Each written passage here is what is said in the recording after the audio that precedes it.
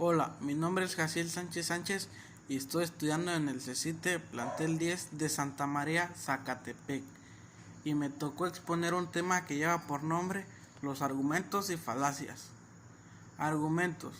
Los argumentos forman parte de nuestra vida cotidiana, ya que continuamente necesitamos sustentar puntos de vista, defender posiciones, juzgar la validez o la lógica de los planteamientos que nos hacen.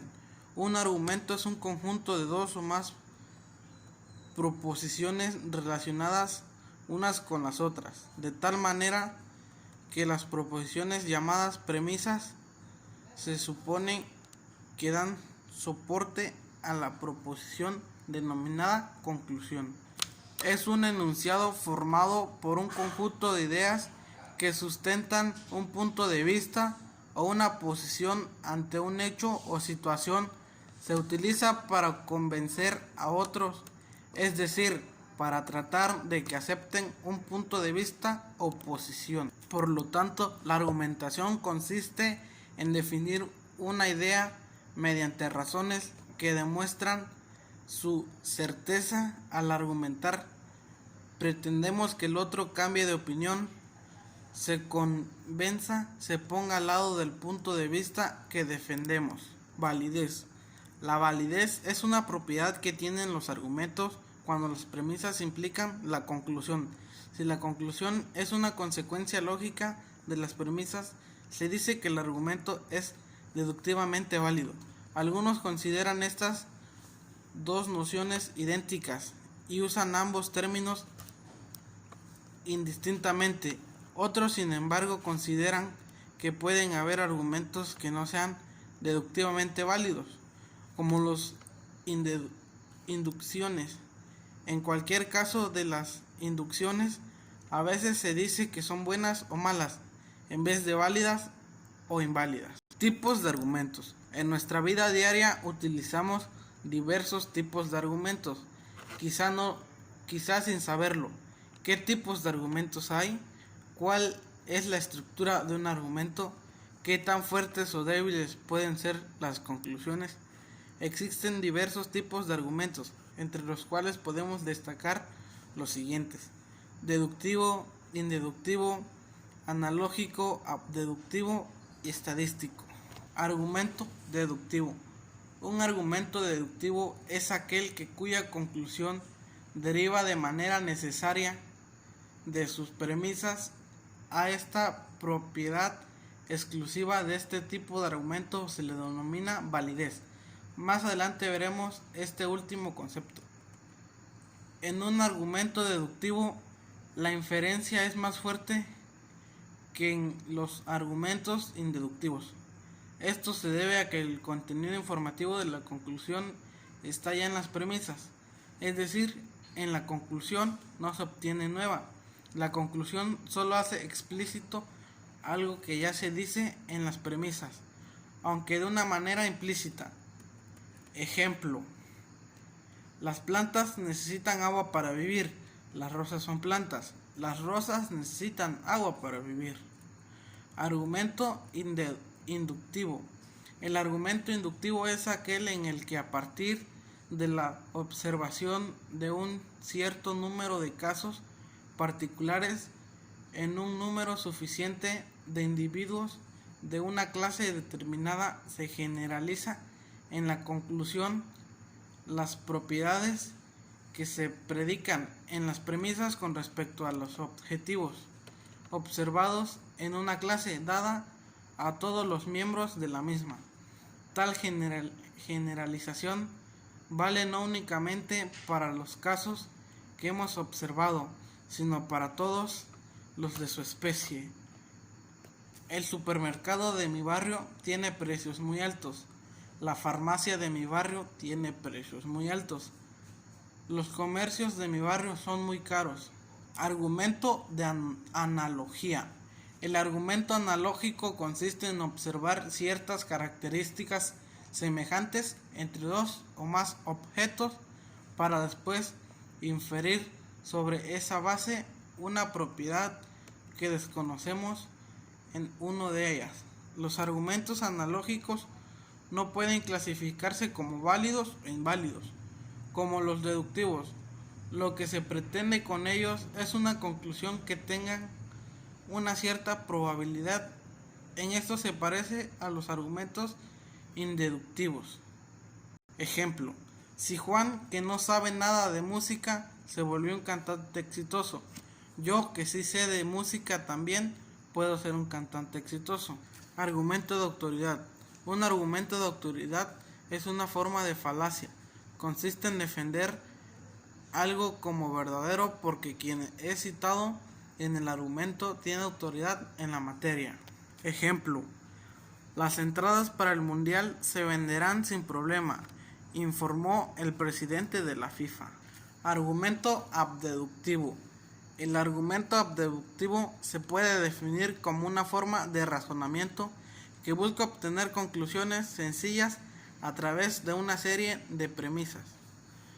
Al contrario de lo que ocurre en el razonamiento deductivo, en este proceso se sacan conclusiones plausibles, pero no se pueden verificar, debido a la sencilla lógica de los argumentos abdeductivos. Estos son empleados de forma común en la vida cotidiana. De hecho, la mayoría de personas los usan diariamente sin darse cuenta. Algunas vinculan este razonamiento con el sentido común. Ejemplo: primer premisa: el clima está despejado y soleado.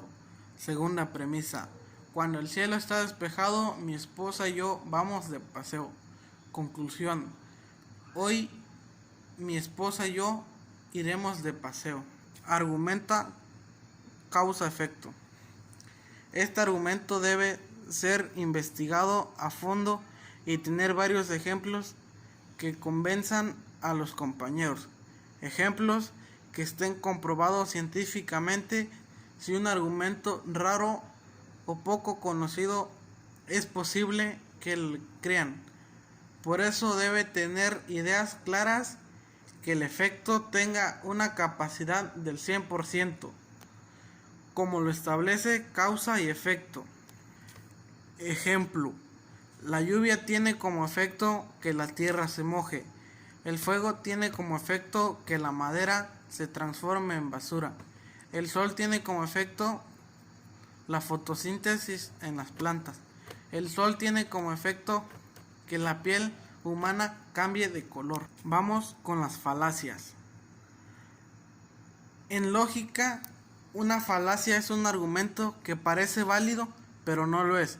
Algunas falacias se cometen intencionalmente para persuadir o manipular a los demás, mientras que otras se cometen sin intención, debido a descuidos o ignorancia.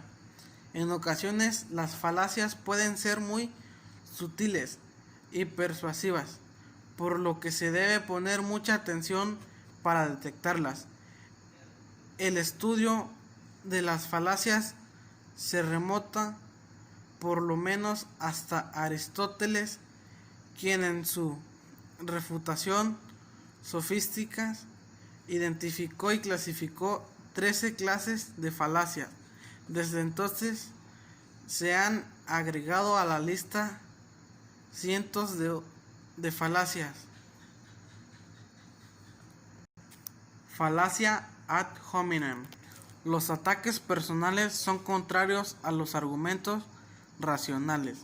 En lógica y retórica, un ataque personal se llama ad hominem, que en latín significa contra el hombre. En lugar de avanzar en un buen razonamiento, una falacia ad hominem reemplaza la argumentación lógica con un lenguaje ofensivo no relacionado con la verdad del asunto. Falacia hombre de paja. La falacia hombre de paja consiste en atacar una posición lógica y argumentativa que el contrincante realmente no tiene. Falacia de apelar a la autoridad. Esta falacia argumentativa ocurre cuando hacemos mal uso de una autoridad. Falacia de la falsa equivalencia. Se da cuando una palabra, una frase o una oración se usa deliberadamente para confundir, engañar o inducir a error. Falacia populista. Supone que algo es cierto, correcto o bueno, porque otras personas están de acuerdo con la persona que lo afirma. Falacia del costo hundido. Este tipo de pensamiento se convierte en una falacia cuando comenzamos a pensar que deberíamos continuar con una tarea o proyecto debido a todo lo que hemos puesto en él. Falacia circular. Ocurre el argumento de una persona simplemente repite lo que ya asumió de antemano y no llega a ninguna nueva conclusión. Falacia de la generalización apresurada. Una generalización apresurada es una declaración general sin evidencia suficiente para respaldarla. Falacia del falso dilema. Ocurre cuando fallamos al limitar las opciones a únicamente dos, cuando de hecho hay más opciones para elegir. Falacia de la corrección y la causalidad. La falacia causal se refiere a cualquier fallo lógico que se produce al identificar una causa. En conclusión, estoy de acuerdo que a los argumentos todos los días lo hablamos. Utilizamos todos los tipos de argumentos. Igual para las falacias. Las falacias de igual manera, aunque no las queramos usar, las utilizamos porque no sabemos. Pero ahora que ya sabemos, ya no las utilizaremos. Y así finalizo este video.